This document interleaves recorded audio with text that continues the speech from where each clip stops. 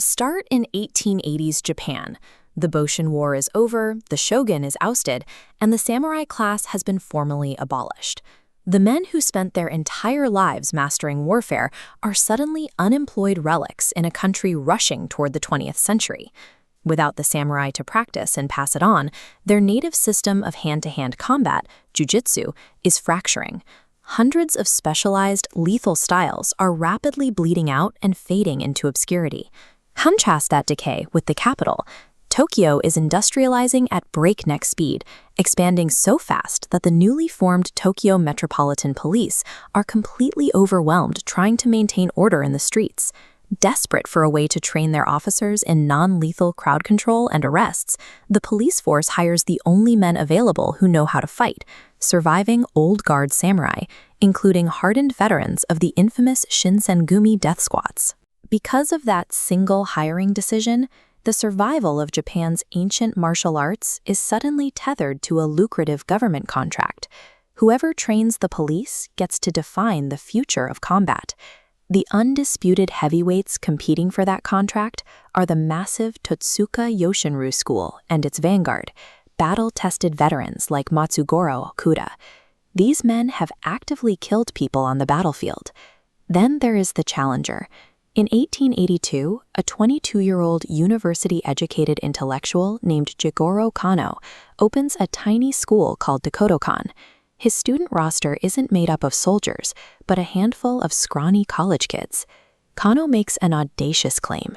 He states that he has analyzed the hundreds of fractured jujutsu styles, stripped away the inefficiencies, and synthesized them into a perfected, modernized system he calls judo. The old guard is outraged.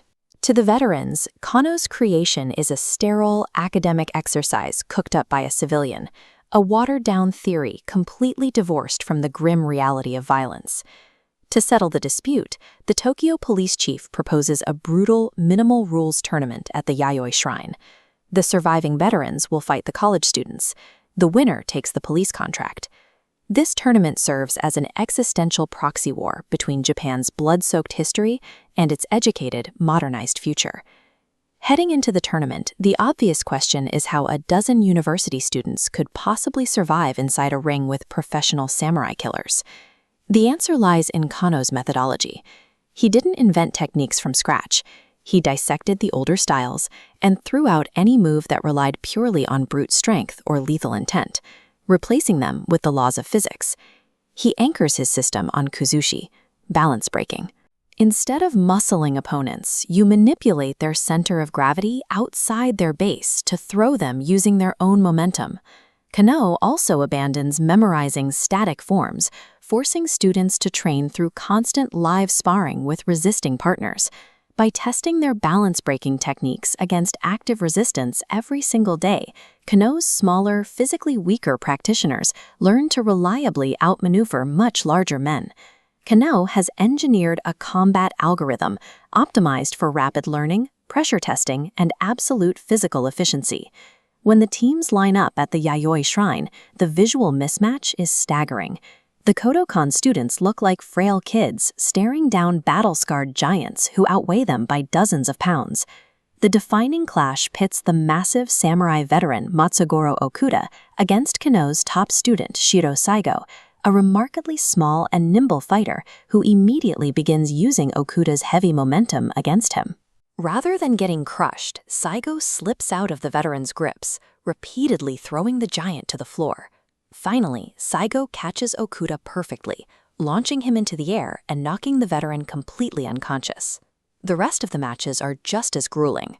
In one bout, Kodokan's Yokoyama fights the Jujutsu master Nakamura for 55 exhausting minutes in a draw that tests the absolute physical and cardiovascular limits of both systems. By the end of the tournament, the Kodokan claims a near-total victory. The results definitively prove the superiority of Kano's modernized system, instantly securing the police contract and making traditional jujutsu functionally obsolete. The aftermath of the Yayoi matches is swift. Traditional jujutsu schools lose their prestige, their students migrate to the Kodokan, and the old guard loses its final institutional foothold in modern Japan.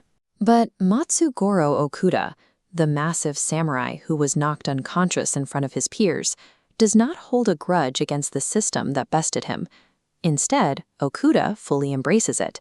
He moves to a northern prefecture, opens his own judo dojo, accepts a Kodokan honorary rank, and spends his later years mentoring the next generation of judo masters. That integration reveals Jigoro Kano's ultimate vision. He never meant to destroy the samurai spirit.